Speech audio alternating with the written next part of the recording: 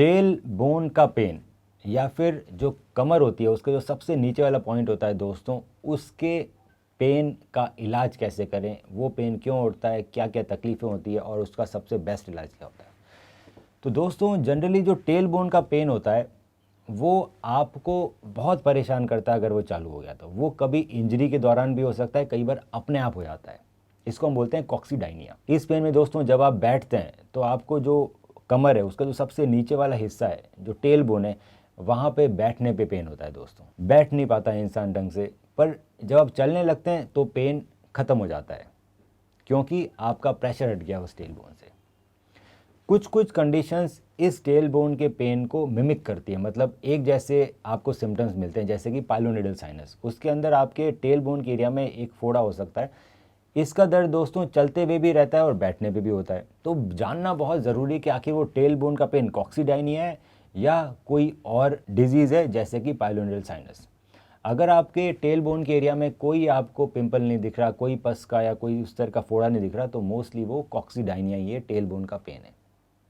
जब ये इनिशियली चालू होता है दोस्तों, तो सबसे इम्पॉर्टेंट थेरेपी होती है इसके अंदर कि आपको एक सैक्रल कुशन लेना है। जब तक आप बिना कुशन के बैठते रहेंगे तब तक टेल बोन इरिटेट होती रहेगी और आपको पेन में रिलीफ कभी नहीं मिलेगा। तो हम एडवाइस करते हैं कि आप हमेशा सैक्रल कुशन अपने साथ लेके चलिए। सैक्रल कुशन कई सारे शेप्स के आते हैं, गोल भी आते हैं और चौकोर भी आते हैं। प्रैक्टिकल यूज़ के लिए गोल जो ट्यूब जैसे सैक्रल कुशन रहते हैं वो दोस्तों इतने यूज़फुल नहीं रहते, क्योंकि वो अनकंफर्टेबल होते हैं बैठने में। सो मैं एडवाइस करूँगा कि आप स्क्वायर शेप के सैक्रल कुशन लीजिए, उसमें यू शेप का कट रहता है। सो जो आपके हिप्स होते हैं, जब आप सैक्रल कुशन में बैठते हैं तो आपके हिप्स सैक्रल कुशन पे रहते हैं और जो टेल बोन है वो हवा में हैंग करती है, जिस पे प्रेशर नहीं पड़ता और धीरे धीरे हमारा टेल बोन का पेन ठीक होने लगता है। पर इंपॉर्टेंट बात यह है कि आपको लगातार उसी पे बैठना है दोस्तों। आपको बाकी कभी भी नॉर्मल सीट पे नहीं बैठना है। जैसे ही आप बैठेंगे टेल बोन वापस इरिटेट होगी और पेन वापस आ जाएगा। तो बहुत सारे लोग ऑफिस में एक सैक्रल कुशन रखते हैं, एक कार में रखते हैं और एक घर में रखते हैं, ताकि जब भी वो बैठें तो सैक्रल कुशन के ऊपर ही बैठें। स्क्वायर सैक्रल कुशन ले सकते हैं आप, जिसमें आजकल सिलिकॉन भी आता है जो बहुत कंफर्टेबल रहता है। तो सिलिकॉन के स्क्वायर सैक्रल कुशन से अगर आप लगातार बैठ रहे हैं तो आपके टेल बोन का पेन धीरे धीरे धीरे धीरे ख़त्म हो जाएगा। दूसरा इसमें थेरेपी होती है सिट्स बाथ। इसमें गर्म पानी का टब में आप सिकाई कर सकते हैं टेल बोन एरिया की, जिससे कि जल्दी रिलीफ आता है। तीसरी कुछ लोअर बैक एक्सरसाइज होते हैं स्पेसिफिकली टेल बोन के लिए। आप अपने डॉक्टर से मिलकर उसकी सलाह ले सकते हैं किस तरह की एक्सरसाइजेज करनी है।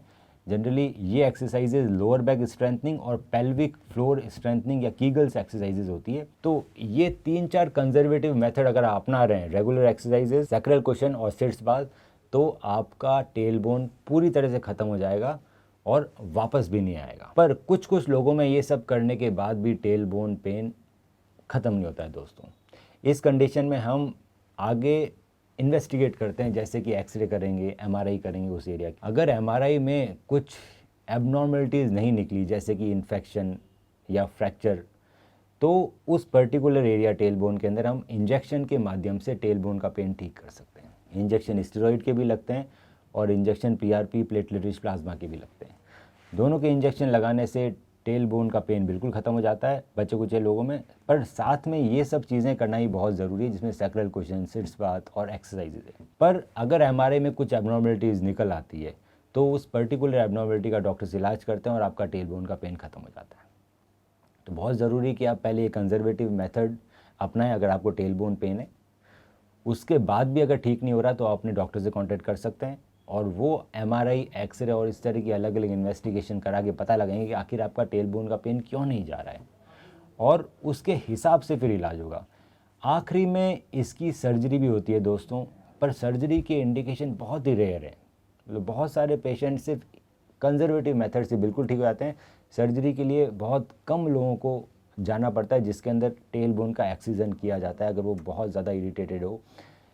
बहुत सारे कंजर्वेटिव मेथड के बाद भी ठीक नहीं हो रही है, इंजेक्शन के बाद भी ठीक नहीं हो रही है, तो टेल बोन को निकाला जा सकता है सर्जिकली और आपका दर्द खत्म हो जाता है। तो दोस्तों अगर आपको इस तरह का कोई भी पेन है तो हताश ना होइए। ये इलाज करने के बाद आपका टेल बोन का पेन बिल्कुल ठीक हो जाएगा और आप एक कंफर्टेबल ज़िंदगी लीड करेंगे। हम रखें आपका ख्याल।